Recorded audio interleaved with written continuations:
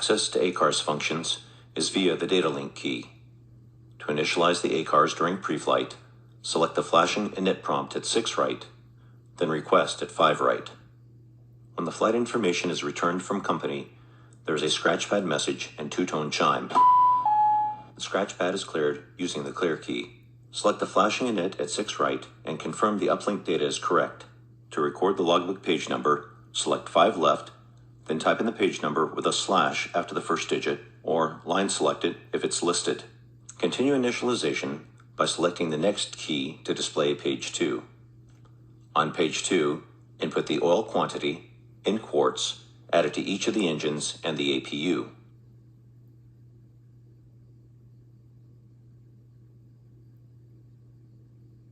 Select Next and confirm the crew's ID numbers are correct. If there are additional crew members, their ID numbers are entered on page 4. On page 5, there is a reset init prompt that can be used if the ACARS had been initialized, but the plane was not flown. When all required initialization data have been entered, select Data Link Confirm at 5 right. To request the load manifest, select 2 left, then load manifest request at 1 left. If not automatically populated, manually enter previous flight block and fuel and total fuel on board. Enter the number of gallons added, then select Data Link Send at 5 right. For the various auto-generated messages, select Message at 6 right. Select Reply at 5 right, then 5 right again to acknowledge the message. When a new message arrives, it may be inaccessible if only the word message without an asterisk or an asterisk without the word message is displayed at 6 right. To gain access, either select Return at 6 left or select the data link key. The next message is to verify all necessary signatures are in the logbook. Clear the scratchpad, then select Reply at 5 right, then 5 right again to acknowledge the message. PDC availability will depend on how much time there is until departure. When it arrives, select UPS PDC at 6 right. Use the next key to review all pages of the PDC. Return to the ACARS main menu and select Performance at 5 left. Select 1 left, then 1 left again to request the list of available departure runways and intersections. In the scratchpad, enter the runway and intersection.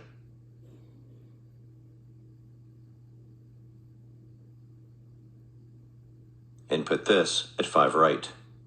Up to 3 runways may be selected. However, only one variation of each runway is allowed. For example, selecting both 17 left and 17 left at Delta 4 will return an error message. If no changes are required to the default takeoff conditions, select Send at 5 right. To request ATIS, return to the ACARS main menu, select Pre-flight at 1 left, then ATIS at 3 left. If the airport and service type are correct, select Send at 5 right. When ATIS is received, there's a scratchpad message and ringtone. Clear the scratchpad message and select Message at 6 right to review the ATIS. If ATIS needs to be referenced again, from the ACARS main menu, select ATS log at 4 right, then select the ATIS at 1 right. When the load manifest is available, select the prompt at 6 right. Review all pages using the next key and acknowledge receipt by selecting 5 right.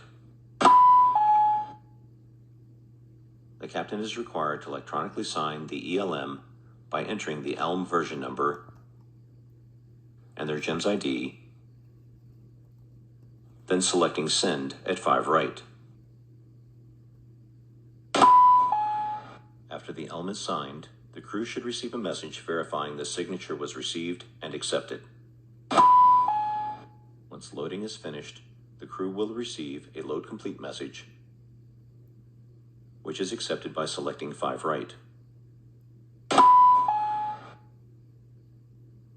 The crew should not block out prior to receiving an ELM process complete message. Once takeoff data is available, select the takeoff data prompt at 6 right. Data will be across multiple pages, which are accessed using the Next key.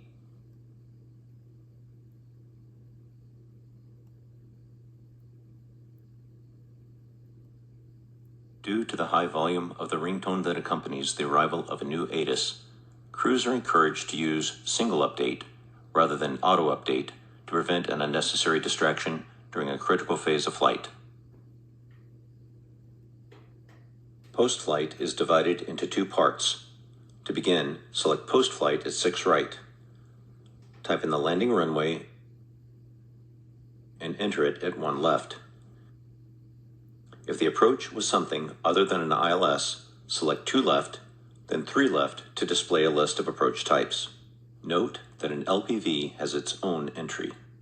Select SAT at 4 left for a satisfactory approach, then Send at 5 right. After selecting Send, there will be another post-flight prompt at 6 right. On page 1, identify the crew member who performed the takeoff and landing. On page 2, manually enter the takeoff gross weight if it did not automatically populate. Pages 3 and 4 may require entries for various delays. Page 5 is for any free text entries. When complete, select Send at 5 right. Verify ACARS shows the post-flight was sent.